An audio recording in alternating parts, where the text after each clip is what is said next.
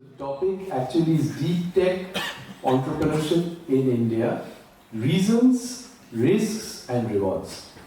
Okay, so I will start with Nitesh here to give us a perspective.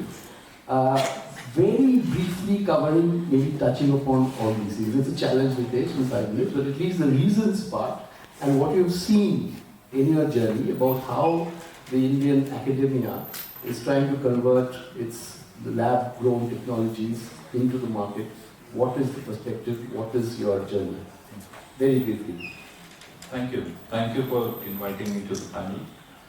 So, to answer these three things, the reasons, the rewards and the risks, here we try to understand, initially it was time India maybe startup was not that popular.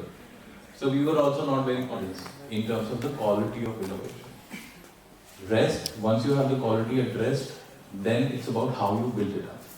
So now we have a startup based out of Bangalore. It's a component level innovation. Within deep tech, even there, you're doing components. So these guys, they manufacture ion exchange membranes. Very specialized membranes. So these membranes, they have applications in fuel cells.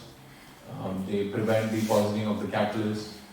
They have applications in flow batteries. So for energy storage in stationary conditions, it's the tech that is being touted. Then they also have these membranes which can be used for insulating satellites and all. So the guy, the founder, probably the same age as you guys, masters from US, came back to India. His co-founder, I think 56 or something. So very, very good team. So the CTO is the senior person, CEO is the younger person. Both of them material scientists doing component level work. It's the most challenge in the world. Why do I have to stay in US to do it? Why can't I build it in India? 5 years back, this spotted EVs are coming up. They started working on motor controllers for EVs. Yeah? They have leadership position in genset. They are one of the very no-name two-wheeler and all those things. Now they are basically, working to get leadership position in model. So as an entrepreneur, this is not basic question. It is a very important question. You have to, as a technologist, as an entrepreneur, you have to consistently track the technological changes, also business innovations. I consider this to be a very key important point for both for the academia and for the industry to shake hands and move forward. It is something which I can probably only give my experience and probably share that experience of how we can work together rather than discussing the problems. What I feel is that while you have the academia being blessed with the best of the, I would say the talent that's available, the infrastructure that has come in over the years, there is a great improvement of the infrastructure. The opening up of the technology and the world in terms of the research that happens between universities to university, the cross-border collaborations that has happened. But somewhere down the line, what has happened is, end of the day, the programs that has been run in the academia needs to be implemented at the industry.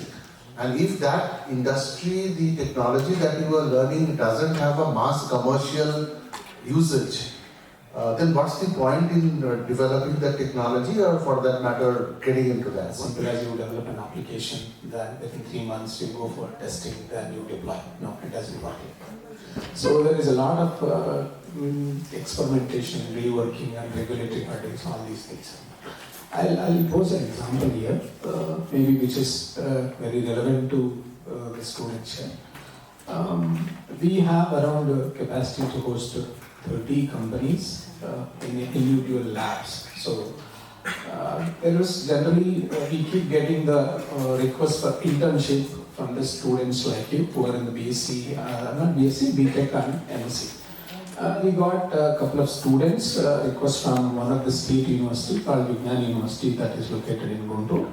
So they came for, and then we assigned them to a couple of the startups. So they worked, they went back and they were presenting their work back to the university. Then the faculties were very much interested. What is this place? What do they do?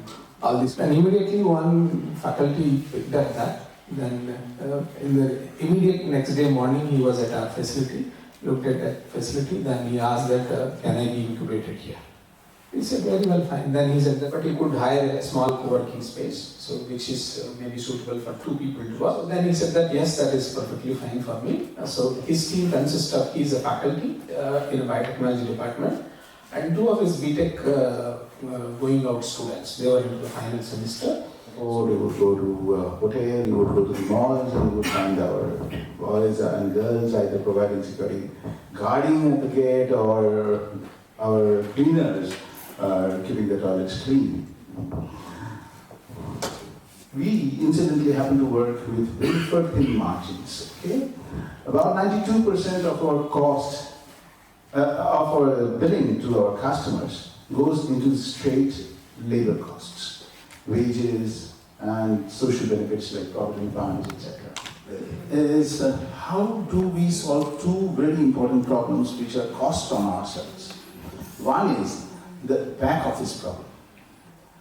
I know that if a security guard is not working well enough, I'll address that. But my problem is he would still have to get his salary by the 10th of the month, and the provident funds will have to be paid by the 15th, and if I keep all the manpower that I have for the 70,000 people, then I'm down from all. My cost is much higher than the sales price that I raise. The first idea was, okay, we need an ERP.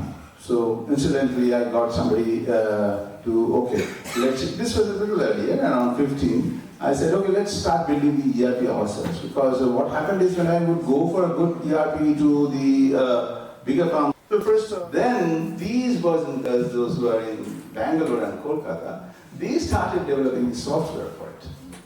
And today, this ERP manages our whole 17,000 payroll, the entire Provident Fund, ESI and social benefits, and what is also important, it immediately starts raising the invoices to our customers and gives us all the important notifications of when the customer is slowing down on payments and everything.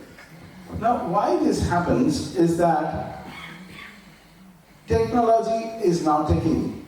And what we could do is that in spite of an increase of our manpower from about 12,000 to 18,000, we have over the years reduced our total manpower from 223 to 120 in the back office.